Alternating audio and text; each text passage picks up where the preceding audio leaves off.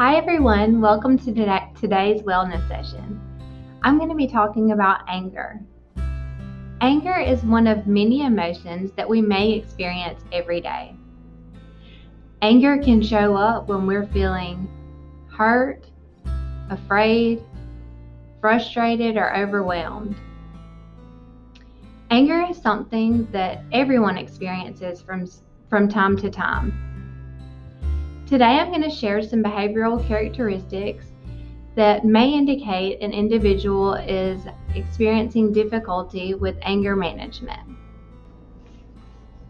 The first behavioral characteristic I want to share is when an individual is in a situation where they feel like they're unable to cope with what's going on, or they feel like they have lost or no control of the situation.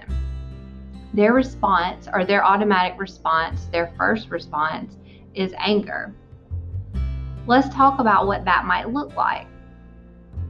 So if you're a parent and your child is late for curfew or comes in 30 minutes late, your initial response would be anger.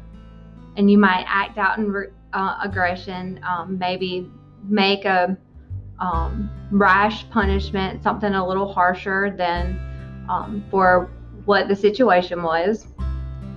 Or maybe you're having a conversation with a friend or colleague and don't agree with what they're saying, and your automatic response is anger. And out of anger, you say something that you don't mean or say something hurtful. Or let's think about a student who gets called on by a teacher and doesn't know the answer to what they're talking about. The student has an automatic response of anger, and as a result talks back to the teacher or says something inappropriate, which results in the student getting in trouble. So these are some situations that might happen if an individual feels like they have no control or they're unable to cope with what's going on in the moment. The next behavioral characteristic involves using anger as a means to get your way. So this would be resorting to physical violence or verbal threats. Some examples of verbal threats could include kids that are playing on the playground and one wants to play freeze tag and the other wants to play football. And the one that wants to play freeze tag says, "I'm not going to be your friend anymore if you don't play freeze tag instead of football." Or let's talk about adults in a relationship. One person may threaten to end that relationship if they don't get what they're asking for. Physical violence could also be used in these situations, such as, fighting, like hitting or punching, kicking, hurting the other person in an attempt to get their way, get what they're asking for. Another behavioral characteristic is inappropriate strategies for dealing with anger. So this individual would act out on aggression, be physically or verbally aggressive, or engage in some antisocial behaviors such as lying, stealing, cheating, cruelty to animals, or maybe even engage in some self-injurious behaviors like cutting themselves, burning themselves, punching walls.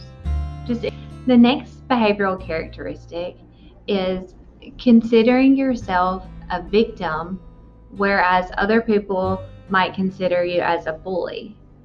So for instance, this individual may demonstrate some of the behaviors we've already discussed, acting out in aggression, posting things that may seem rash to others, saying things that are hurtful to others, where some people may think those are bullying behaviors.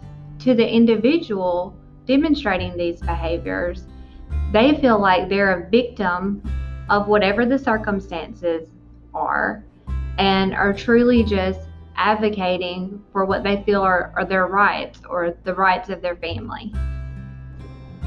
Other behavioral characteristics include being unable to empathize with others' viewpoints, so not being able to put yourself in someone else's shoes, or harboring the beliefs that other people must conform to your way of thinking. The next behavioral characteristics are unable to consider behavioral consequences. So this individual oftentimes has difficulty thinking about the consequences for their actions. So they react before thinking things through. And the other characteristic is projecting, so blaming other people for their actions. The next characteristic is physical and emotional complaints or issues that arise from excessive internalized anger. So this may cause an individual to have frequent headaches or stomach aches, muscle tension, or just body aches in general. And the last behavioral characteristic I'm going to share today is when anger interferes with an individual's ability to function in some or in one or more parts of their everyday life. This could be at home or school, work, or even in relationships. As you can see, failure to manage your anger can result in a variety of problems. Stay tuned for next session as I share some anger management strategies. Thank you for joining today's session, and I hope you'll stay tuned for our upcoming sessions.